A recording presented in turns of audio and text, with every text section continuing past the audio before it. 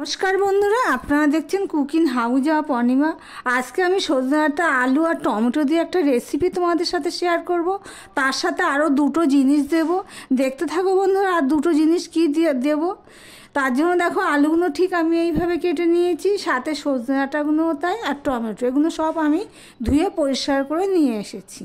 ताहले चलो देखते थाको बंधुरा स्किप ना करे। देखो कड़ाई बसिए दिएছি, कड़ाईटा गरम हो गेले आमी दिए दिलाम तेल। एखाने आमी सादा तेल दिए दिलाम। एखाने देखो आमी डालेर बड़ी निये निয়েছি।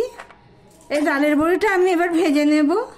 এদিকে পাশে মাইক বাজছে, যতটা জোরে পাচ্ছি আওয়াজ করে করে আমি কথা বলছি। এবার আমি বড়িটা লাল লাল করে ভেজে নেব। देखो बंधुरा बड़िटा लाल लाल हये भाजा हो गेছে, সেটা আমি একটা পাত্রে আমি তুলে নিলাম। তুলে নেওয়ার পরে আমি এখানে দেখো 5 ফোড়ন দিয়ে দিলাম। আর এদিকে যে আলুটা আমি কেটে রেখেছি সেটা আমি দিয়ে দেব।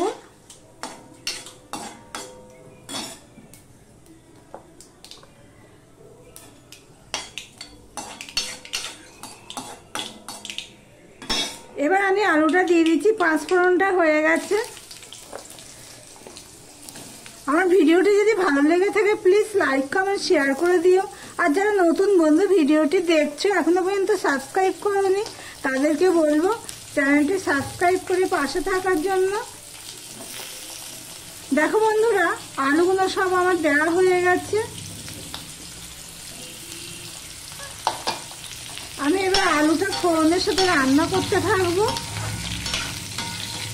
দেখতে থাকো বন্ধুরা। এবার দিয়ে দিচ্ছি নুন,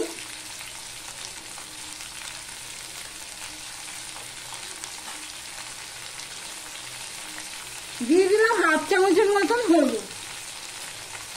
এবার এটা ভালো করে আমি মিশিয়ে নেব। সজনে ডাঁটাটা আমি এখন দেব না, কারণ এর সাথে যদি সজনে ডাঁটা দেওয়া হয় তাহলে সজনে ডাঁটাগুলো পুরো সিদ্ধ হয়ে ঘেটে যাবে, সেই জন্য আমি সজনে ডাঁটাটা এখন দেব না। সজনে ডাঁটাগুলো তো একদম কচি, তাই জন্য ঢাকা দিয়ে আমি 2 থেকে 3 মিনিট আমি রান্না করে নিয়েছি। দেখি আলুটা কতখানি সিদ্ধ হলো। ঢাকা দিয়ে দিয়ে করেছি তো সেই জন্য সিদ্ধটা হওয়াটাই স্বাভাবিক। 50% মতো সিদ্ধ হয়ে গেছে আলুটা। এবার আমি দিয়ে দিচ্ছি সজনে ডাঁটা আর টমেটো। সজনে ডাঁটা আর টমেটো দিয়েও আমি একটু রান্না করে নেব। এটা আমি ঢাকা দিয়ে দিচ্ছি। আর ওদিকে একটা আমি পেস্ট বানিয়ে নেব। সজনে ডাঁটাটা দিয়ে আমি 3 থেকে 4 মিনিট ঢাকা দিয়ে রান্না করে নিয়েছি। মাঝে এসে একবার আমি এইভাবে নেড়ে দিয়েছিলাম। এইভাবে যদি ডাঁটা রান্না করা যায় তাহলে গরম ভাতে জাস্ট জমে যাবে। নিরামিষ পেঁয়াজ রসুন ছাড়া একটা রেসিপি, দেখতে থাকো বন্ধুরা। এবারে দেখো আমি একটা যে পেস্ট বানিয়ে নিয়েছি সেই পেস্টটা এখন আমি দিয়ে দেব। এখানে আমি সর্ষে পোস্ত সমপরিমাণ 2 চামচ সর্ষে 2 চামচ পোস্ত আর কাঁচা লঙ্কায় পাকা, সেই জন্য কালারটা এরকম হয়েছে। পাকা লঙ্কা সেটা আমি দিয়ে দিচ্ছি। মিক্সিটা ধুয়ে আমি একটু জল দিয়ে দেব। সজনাটা প্রায় অনেকটাই সিদ্ধ হয়ে গেছে।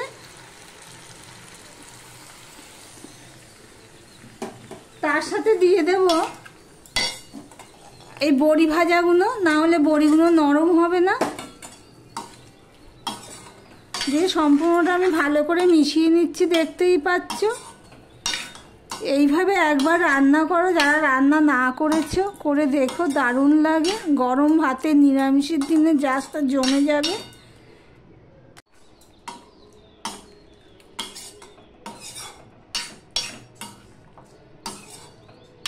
সজনে ডাঁটা আলু বড়ি দিয়ে সর্ষে পোস্ত দিয়ে রান্না, সাথে থাকছে টমেটো। এবার আমি ঢেকে দিলাম। মিডিয়াম টু লোতে দিয়ে রান্নাটা করব। এবার চিনি দিয়ে দিচ্ছি। আমি ঢাকা দিয়েই দিয়েছিলাম, দেখে নিয়েছি। আমার সজনে ডাঁটা আলু সব সিদ্ধ হয়ে গেছে।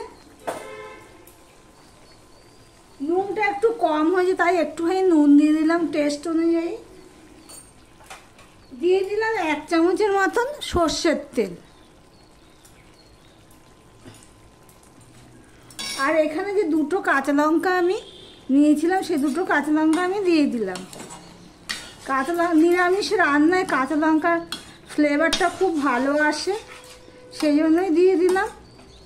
এখানে কিন্তু কোনো মশলা নেই, শুধু সর্ষে পোস্ত ছাড়া আর কোনো মশলা নেই, কিন্তু খেতে লাগে খুবই অসাধারণ। আর সজনে ডাঁটা এই সময় খাওয়া খুবই উপকারী একটা সবজি। দেখো, চিনি, সর্ষের তেল, নুন সম্পূর্ণটা আমি মিশিয়ে দিয়েছি।